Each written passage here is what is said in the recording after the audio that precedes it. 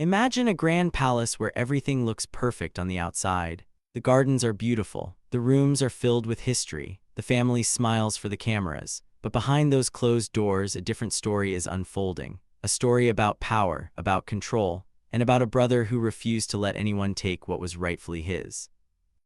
This is the story of Prince Edward, and the day he stood up to the king himself. For years, everyone assumed that King Charles could do whatever he wanted with royal property. He was the king after all. He could hand out titles, he could rearrange things, he could make changes. That was the belief at the very top of the monarchy. But on March 25, 2026, that belief was shattered. Edward did not just win a fight, he exposed a fundamental misunderstanding about what a king can and cannot do. And he did it by being the one person in the family who kept every single receipt. Let me take you back to where this all began. Before Queen Elizabeth II died in September 2022, she made a series of very deliberate decisions. She had watched her family change over the years. She had seen pressure build around money, titles, and control. She knew exactly what she wanted locked in before she was gone. The Duke of Edinburgh title was going to Prince Edward. That was not up for debate. That title had defined Prince Philip for more than 70 years. It was his entire life's role. And Elizabeth made sure it would pass to the one son who stayed steady, stayed out of scandal, and never brought harm to the monarchy. That promise was fulfilled in April 2023 when King Charles officially handed Edward the title. But the title was only half of what Edward inherited. The other half was Bagshot Park, and this is where the whole thing gets complicated. Bagshot Park is not just a house. It is a 120-room Tudor Gothic mansion sitting on 51 acres inside Windsor Great Park. It is the seat of the dukedom. In her final years, Elizabeth signed a letter of intent that tied that estate directly to the Edinburgh title. That letter was witnessed by Prince Philip as he was dying. He knew exactly why it mattered. He knew that without it, Edward could lose everything tied to that title, so Elizabeth locked it in. The title and the estate were meant to stay together. That was her decision, clearly documented with witnesses. But after she was gone, a completely different mindset took over inside the palace. Charles had believed for years that modernization gave him the right to review everything, to cut costs, to restructure, and if necessary, to take things back. By 2026, that belief had turned into actual action. There were reviews of royal leases, financial audits, pressure being applied behind closed doors to change how members of the family lived, and Bagshot Park became a target. Edward received the dukedom in 2023 after waiting his entire life for it. He watched his father carry that title for decades. He finally stepped into that role, and within 3 years, the same institution that gave it to him began trying to strip away the home that gave the title meaning. He was not just being challenged, he was being weakened, because without Bagshot Park, the Duke becomes empty, just a name without a base, just a title without power. And what makes this even worse when you look at the details is what Edward took on when he got that estate. Bagshot Park was in terrible condition when it was offered to him. In 1996, when the army chaplain left, the building was worn out, outdated, and had been ignored for years. The Crown Estate did not even want to keep it as a royal residence. There were serious plans to turn it into a hotel or a conference center. That is how little value it had at the time. Instead, it was handed to Edward under a lease signed in March 1998.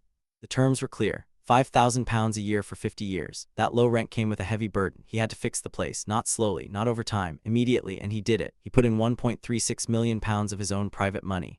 Money he earned himself before becoming a full-time working royal. The total cost of repairs reached nearly £3 million. The Crown Estate covered part of it, but Edward carried a serious financial load. Once the work was done, his rent was increased to £90,000 a year. The National Audit Office confirmed that as market value. And here's the thing that really stands out when you compare it to how other people in the family operated. His brother Andrew never did that. Andrew lived at Royal Lodge for years without ever paying market rate. The National Audit Office documented it. One brother followed the rules and paid his way, the other did not. And now the institution that allowed that double standard was turning its attention to the brother who had done everything right. Edward went even further in securing his position. In 2007, he paid £5 million through his company to extend the lease to 150 years. That is long-term planning. His agreement gave him the right to sell the lease and keep the profit. He built security. He built control. So when you look at the situation in 2026, that same property is worth around £30 million. If the Crown Estate gets it back, it can be sold or leased for huge profit. So when pressure started building on Edward to give it up, it was not just about modernization. The financial motive was sitting right there in plain sight.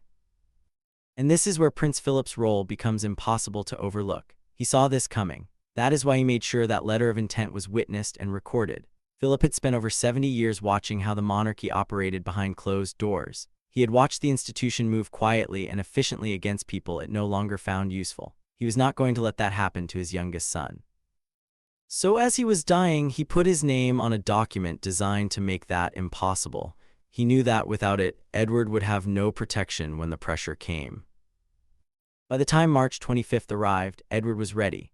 His legal file was built on 3 strong points: the original lease showing his financial investment, the letter signed by Elizabeth and witnessed by Philip tying Bagshot Park to the dukedom for his lifetime, and 20 years of records proving he maintained the estate at a level that saved the monarchy money. But even with all of that, one fact still made this situation dangerous. Charles controls the system. He controls the structure that can make life inside the monarchy extremely difficult without breaking any rules. So even with the evidence laid out, nothing was guaranteed. And then it got even more personal, because this was not just about property.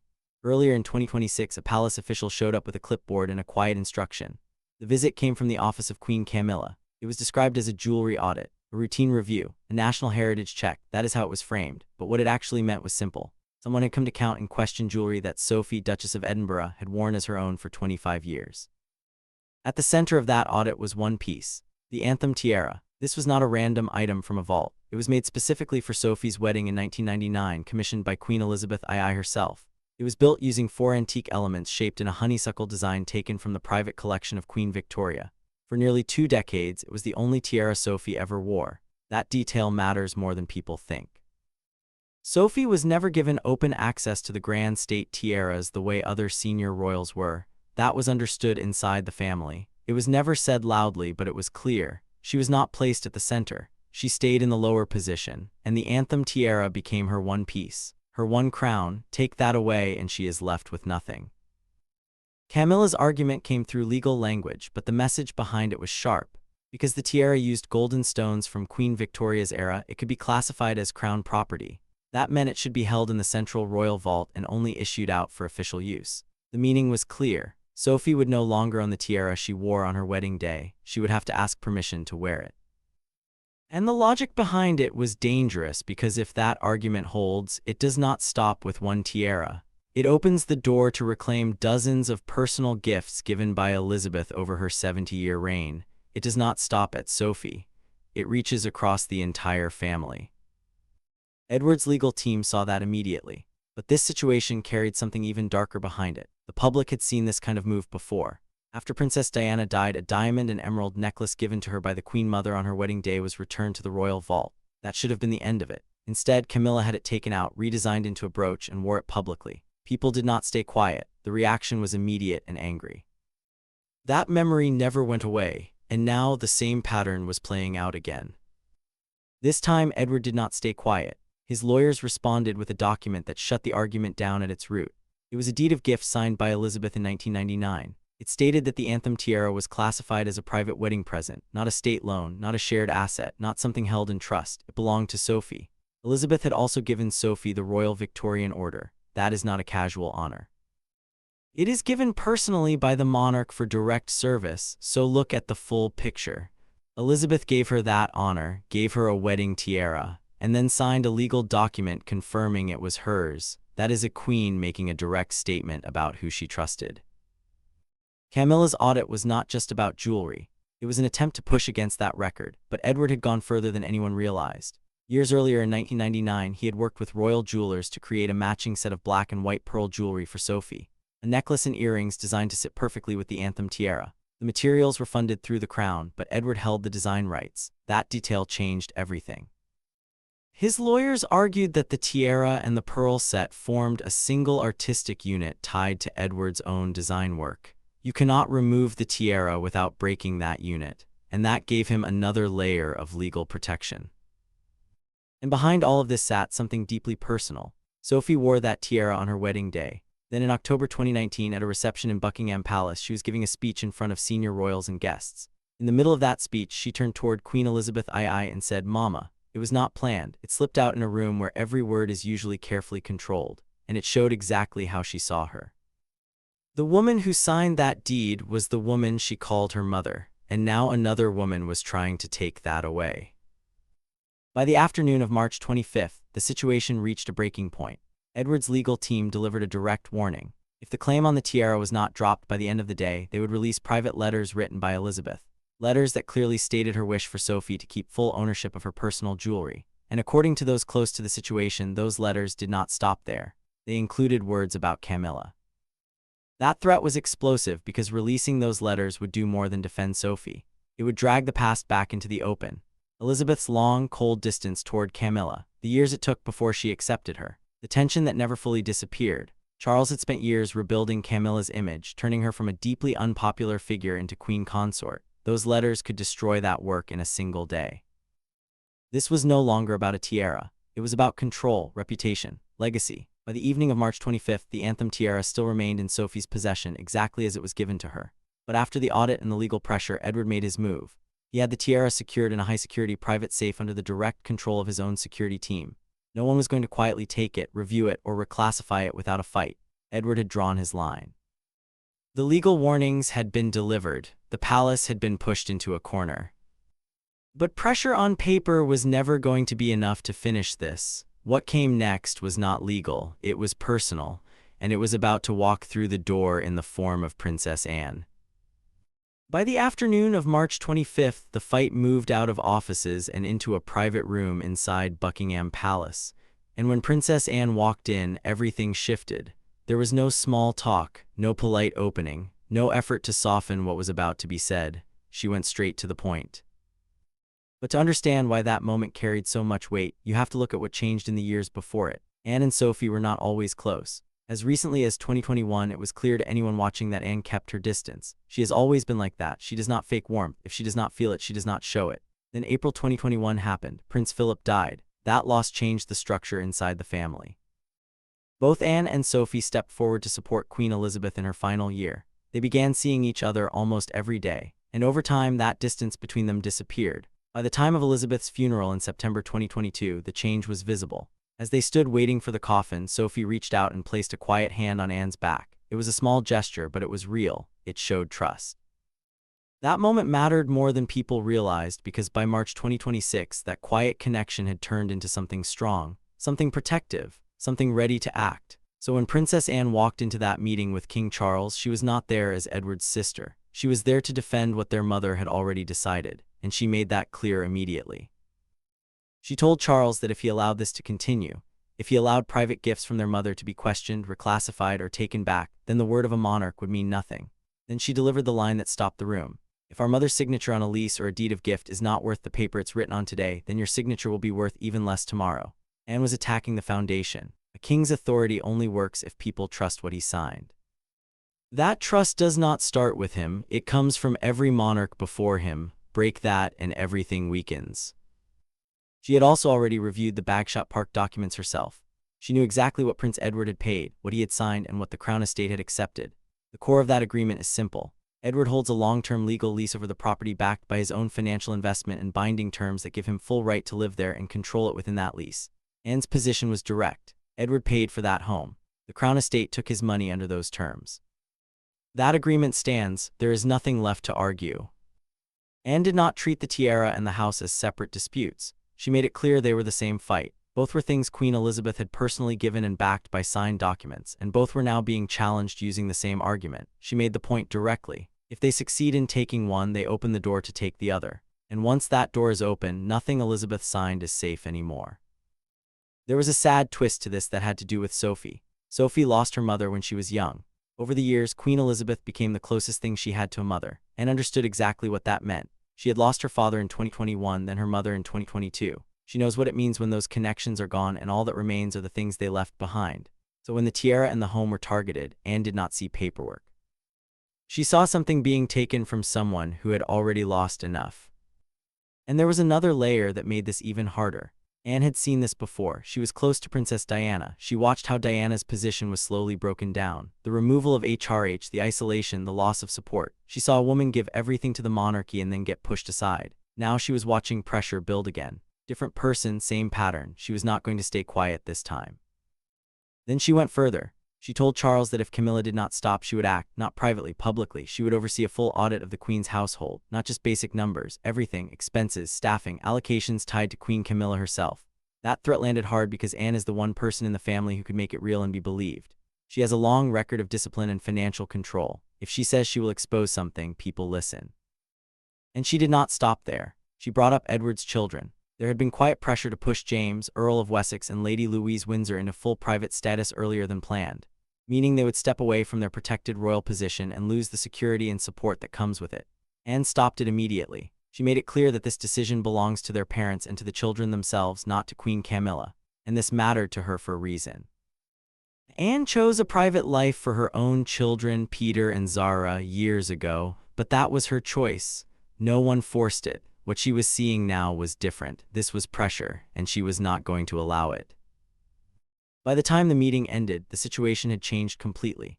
Charles was left sitting with two options, both of them bad. He could back Camilla and risk breaking the credibility of his own authority, or he could step back and accept that some lines cannot be crossed. There was no clean way out, and as Anne walked out of that room, one thing was clear. This was no longer just Edward's fight. It had become a direct challenge to the king himself. After reviewing the full dossier, King Charles's own legal team delivered their conclusion. The position of Prince Edward was virtually unbreakable. Every piece held. No royal order could override it. Charles had lost that fight. For years, he had operated on a belief that seemed obvious to him. As king, as the one who granted the dukedom in April 2023, he believed he still held control over what came with it. The title, the property, the structure around it.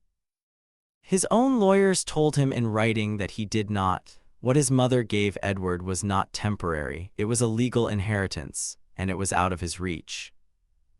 That alone was enough to shake him. But there was something else in the file that hit harder. The letter witnessed by Philip. Charles knew his mother had always protected Edward and Sophie. He knew where her loyalty sat, but he did not know that Philip in his final stage of life had formally backed that protection in writing. That detail changed everything because it meant this was not just Elizabeth's decision. It was both of them. But after all this, the pressure still did not stop. Queen Camilla did not back down. Her position was specific. She wanted the same rules applied across the royal family. That meant reviewing private gifts like the tiara, tightening control over properties like Bagshot Park, and making sure no one operated outside the system the palace was trying to enforce. She wanted everything brought under central control, and that is where the real issue began. Because Edward and Sophie were already operating outside that structure, they had their own secured home. They had shown they could manage without depending fully on palace control, and that made them difficult to bring in line. So now everything began to look like an effort to pull them back under control by removing the very things that gave them independence. As a result of all this, the situation inside the palace began to break. Staff were choosing sides. People who had worked around Sophie for years began to show quiet support for the Edinburgh household. At the same time, resentment toward the Queen's office began to spread. And where there are sides, there are leaks. Private discussions were no longer fully contained.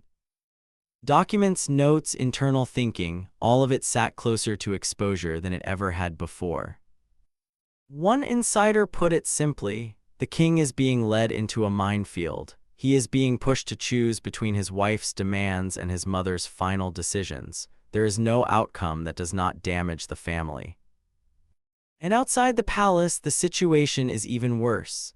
At a time when the public is dealing with rising costs and financial pressure, the image of a king trying to take a home from his brother, a home that brother paid to restore, would not be received well.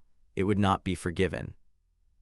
According to reports, Charles eventually stepped outside the legal process. He wrote a private note, a handwritten message sent directly to Bagshot Park asking for a family meeting. It was the move of someone who knew the law was not on his side, but the response he received made the situation clear. Edward refused to meet unless his full legal team was present. That changed everything. This was no longer a family conversation. Edward was no longer acting as the younger brother trying to keep peace. He was acting as someone who understood exactly what was at risk and refused to give anything up without protection. And once that line is drawn, it does not go back. Charles had spent decades waiting to become king. He now ruled over a monarchy smaller than it had ever been. But inside that smaller structure, something had broken. There was now suspicion, division, and pressure. And somewhere in Surrey, inside a house he could not legally touch, the answer to whether his mother's final decisions would hold was no longer in his control. Late on March 25th, a formal note was sent from the office of the Master of the Jewel House to Sophie, Duchess of Edinburgh. It was short, direct, no emotion, no explanation. The Anthem Tiara would remain under her exclusive private control. That was it, no apology for the audit, no acknowledgement of the pressure. At the same time, the review of Bagshot Park was shut down quietly. The official wording described it as recognition of the Edinburgh household's role in maintaining the estate. But inside the palace, no one misunderstood what had just happened. The crown had stepped back. Everything Prince Edward held was confirmed. The title, the home, the tiara, all of it stood exactly where Queen Elizabeth had placed it. And that confirmation changed the entire balance inside the family because this was no longer a dispute. It was now a record. That note will sit in the archives long after everyone involved is gone, and when it is read in the future, it will be clear what it means. A claim was made, it failed, and the institution was forced to admit it in writing. But the outcome did not bring peace. It came with a cost that cannot be repaired. The relationship between King Charles and Prince Edward has changed completely. It is no longer personal. It is controlled, formal, limited to duty. What the public will see going forward is not the truth. They will see unity. They will see appearances. They will see two brothers standing side by side at events. But inside the family, everyone will know what is real. They will know that one of them had to use the law to protect himself from the other. That does not go away. And the structure of the monarchy has shifted because of it. There are now two clear centers of power.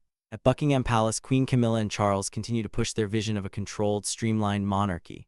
Away from that center, another group has formed. Princess Anne, Prince Edward, and Sophie, supported quietly by Prince William and Catherine. They are not operating loudly, but they are holding a line, protecting what was built before, refusing to let it be rewritten. And that divide is now fixed. For James, Earl of Wessex, and Lady Louise Windsor, this moment will not be forgot. They watched their father fight without public drama. He did it through documents, through preparation, through control, and he forced the system to back down. One day, James will carry the Duke of Edinburgh title, the same title his grandfather held for over 70 years. But he will carry it with a different understanding. He will know that the institution that gives can also try to take back. That knowledge changes everything. It does not create loyalty, it creates caution, and that will shape how he stands inside that system for the rest of his life. As for Charles, he has his monarchy, he has his structure, he has his authority, but what he does not have anymore is the full trust of the brother who stood quietly for decades, paid his own way, and asked for nothing except to keep what was given to him. That loss does not show on paper, but it will show over time, and long after the documents are filed and the silence settles, that is the part that will remain.